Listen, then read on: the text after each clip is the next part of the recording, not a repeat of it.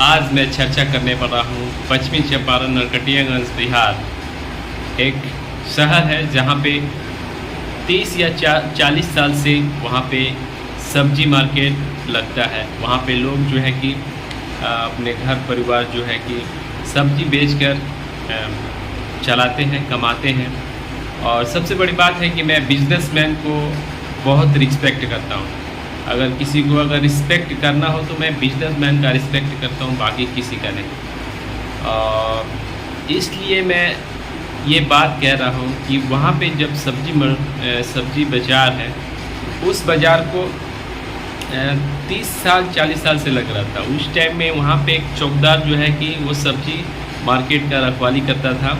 और आज के ज़माने में वार्ड कमिश्नर आ गए, उप चेयरमैन आ गए, चेयरमैन आ गए, विधायक हैं, सांसद हैं और दरोगा जी हैं, एसपी जी हैं।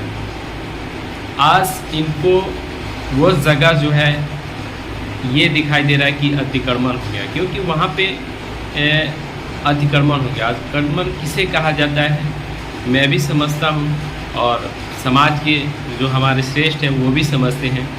और ये बात हमारे समाज के श्रेष्ठ हैं, उनके लिए मैं ये शेयर कर रहा हूँ कि ये गलत है या अच्छा है। तो अतिक्रमण किसे कहा जाता है आप सब समझते हैं। अतिक्रमण जो कि सीमेंट या और ईंटे से बनाया जाता है वो अतिक्रमण होता है। तो अपना कोई जगह छेक ले, वहाँ पे वो अपना पर्सनल जो बैठा ले कुछ भी, तो वो अतिक्रमण होता है। यहाँ पे ठेला लगता है, दौरी लगता है, दौरी में सब्जियां रखते हैं, ठेले पे दौरी सब्जी रखते हैं। और इसी तरह पूरा मार्केट जो है कि कुछ दूर तक वहाँ पे 30-40 साल से वहाँ पे लग रहा है। और आज यहाँ पे अतिक्रमण बताकर पूरी तैयारी दिखा रहे हैं हमारे कुछ शहर के, जिन्हें हमारे लोग जो है कि किसी तरह उनको अपना जिता के वोट दे के अपना मुखिया बनाए, और आज वो उस अधिकारी के पीछे पीछे घूम रहे हैं और उस बाज़ार को उठाना चाहते हैं। मुझे ये समझ में नहीं आता है कि वो जो कि ना मेन रोड है ना हाईवे है, और ये शुरू से वहाँ पे जो है कि सारी नगरियागंज की जनता जानती है, लोग जानते हैं कि वहाँ पे सब्जी मार्केट लगता है। और सब जो कि आराम से जाते हैं आते हैं, गाड़ी आती हैं जाती हैं, सब अपने अस्थायी एकदम नियमित रूप से गाड़ी से आते हैं जाते हैं और सब्जियां लेते हैं। सब जानते हैं कि सब्जी मार्केट में भीड़ होता है, लोग रहते हैं, तो वहाँ पे आराम से कोई भी अपना गाड़ी जो है चलाता है। मेन हाईवे रोड है, मेन रोड है, वहाँ पे 4 चक्कर गाड़ी, उस रोड में अगर सब्जी का दुकान लगता है तो वहाँ पे बंद करना, वहाँ से हटाना इम्पोर्टेंट था। लेकिन ये जब से नरकटियागंज मैं लगता हूँ, तो जब से मैं छोटा हूँ तब से वहाँ पे देख रहा हूँ कि सब्जी मार्केट लगता है, और वो ना ही मेन रोड है और ना ही हाईवे रोड है। और सब जो है कि वहाँ पे जो कि बिजनेस करते हैं, एक दूसरे को कमाते हैं, वो भी कमाते हैं, हम भी कमाते हैं। सारी जो नरकटियागंज की आसपास की जो गांव के लोग भी हैं जो कि अपने खेत में सब्जियां रोपते हैं, तो वहाँ पे लेके आके बेचते हैं और कमाते हैं, कमवाते भी हैं। तो इस तरह यहाँ पे जो अधिकारी हमारे महोदय हैं वो आके इनको अतिक्रमण दिखाई दे रहा है, और ये खाली करने का एक निर्णय भी सुना दिए कि इस तारीख को खाली होगा। तो मान लीजिए खाली होगा तो वो लोग क्या करेंगे, क्या बिजनेस करेंगे। अभी के ज़माना में अगर माना जाए तो एक आदमी का जो इनकम कम से कम, एक फैमिली का इनकम जो है कि 600 से 700 ना हो तो इसका जो है कि जीवन व्यर्थ हो जाएगा, कष्टों से हो जाएगा, कष्टों में गुजरना पड़ेगा। जैसे कि आप देख लें कि हर चीज़ ऑनलाइन हो गया। अगर मोबाइल का रिचार्ज करना हो तो 300 लगेगा, बिजली बिल रिचार्ज करना हो तो 500 से 600 लगेगा, दूध का पैसा दो, सामान खरीदने का पैसा दो, सब्जी खरीदने का तो 100 रुपये एक दिन का लगेगा। और उसके बाद जो है कि बच्चों का स्कूल का अगर दो पैसा तो 1000 लगेगा। उसके बाद किताबें हैं, उसकी पर्सनल कुछ खर्चे हैं। अगर मान लीजिए इंटरटेनमेंट के लिए अगर मैं अपनी भोजपुरी भाषा का फिल्म देखूँ चाहे हिंदी भाषा की फिल्म देखूँ तो एक फ़िल्म देखने के लिए 50 रुपये लगता है। तो इस खर्चे को जोड़ा जाए तो कम से कम 800, 900, 1000 तक पहुंच जाता है। जबकि अभी के अगर देखा जाए कि बिज़नेस में तो कम से कम 500, 400 रुपये आदमी कमाता है, और वहाँ पे हर आदमी जो है कि कमा लेता है।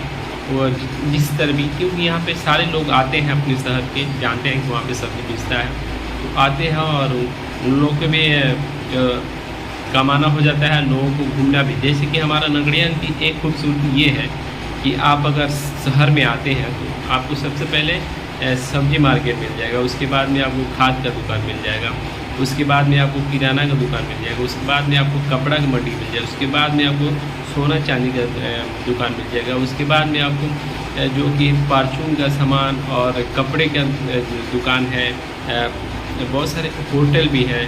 तो ये लाइन थ्रू एक लाइन से एक, मानिए कि ये एक प्रकृति का थ्रू जो है कि मार्केट का हमारा जो नियम है कि अगल बगल में जो कि सामान मिलता है, और यहाँ पे लोग आते हैं और एक लाइन से अपनी सामान जो है कि खरीद के अपने गांव में जाते हैं, घर में जाते हैं। तो इससे बढ़िया खूबसूरती नहीं चाहिए। मैंने अनेकों वीडियो में कहा है कि यहाँ पे सेट बनना चाहिए, सेट बना के हर दुकानदारों को सेट देना चाहिए, और यहाँ पे लोगों को जो है कि बिज़नेस जो है कि अपना रोज़गार स्वयं ढूंढें। ये नहीं कि सरकारी नौकरी मांग रही कि मुझे सरकारी नौकरी दो और मुझे सरकारी नौकरी ही चाहिए, इसका भी वो विरोध नहीं करते।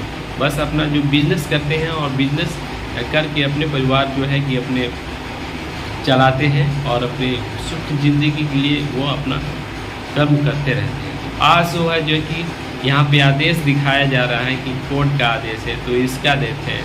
तो मान लीजिए मेरे शहर में ही आके कुछ अधिकारी पद लोग सरकारी पैसे भी दे रहे हैं और अधिकार भी जता रहे हैं और खाली भी करवा रहे हैं। मान लीजिए अगर खाली हो जाएगा, लोग बेरोजगार हो जाएंगे, तो अगर मान लीजिए यहाँ से अगर दूसरे प्रदेश में जाते हैं, महाराष्ट्र में जाते हैं, तो महाराष्ट्र के लोग कहते हैं कि यहाँ से भागो, तुम्हारे स्टेट में कुछ है कि नहीं है, तुम वहाँ से यहाँ कमाने के लिए तुम लोग अपने स्टेट में क्या करते हो, दिल्ली जाइएगा तो यही चीज़ वहाँ भी कहेगा दिल्ली वाले कि तुम लोग वहाँ से यहाँ क्या करने आते हैं, तुम अपने स्टेट में क्या करते हो। तो इस तरह हमारे रोजगार को जो है कि मारने का प्लान जो है, कुछ हमारे भ्रमित लोग जो है कि ऐसे सरकारी पदों पे आ गए हैं कि भ्रम फैलाकर हमारे जो लोगों को जो है ना नुकसान पहुंचाने का एकदम प्रक्रिया जो है कि बना दी है।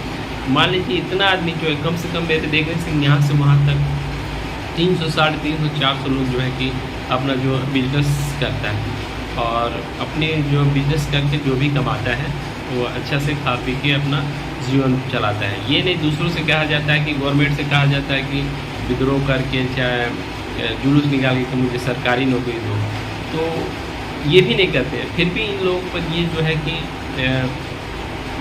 दिखा रहे हैं कि ये नरकड़ियागंज मार्केट खाली किया जाए।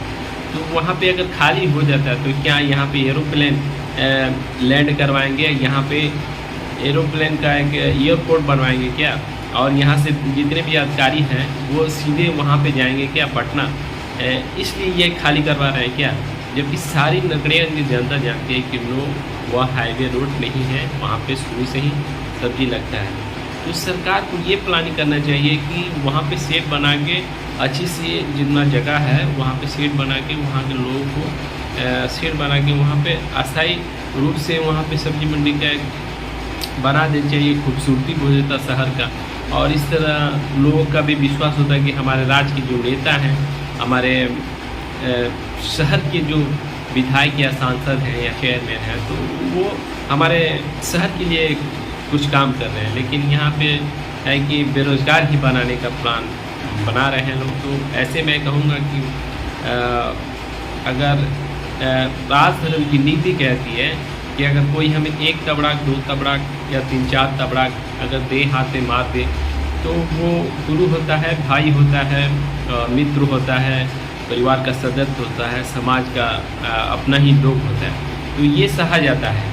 अगर बिजनेस में कोई हमारे रोज़गार रोजी रोटी पे कोई हमला बोले तो वो सबसे बड़े दुश्मन होते हैं। और ऐसे दुश्मन को नीति कहती है, राजधर्म की नीति कहती है, अगर वो हमला बोलता है तो हमें कितना नुकसान है, हम चिंतित हो जाएंगे, अच्छे से नहीं खा पाएंगे, ना कमा पाएंगे, अपने परिवार को खुश नहीं रखेंगे, घर में कलह आएगा, दोस्त यारों से अगर पैसा अगर कर्जा पे लिए हैं तो उसको नहीं सधा पाएंगे। हम अपने मोहल्ला में अगर किसी का किराने की दुकान हो तो वहाँ पे बाकी खाएंगे, उसका भी वो कहीं से और से बाकी लेके आता होगा तो वो भी मेरे से मांगेगा तो मैं उसका कर्जा चुका नहीं पाऊँगा, वो मेरे कर्जे से नहीं चुकाएगा। तो ये इस तरह जो है कि हमें बेरोजगार बनाकर अधीन माने हमारे राज्य के लोगों को बनाया जा रहा है।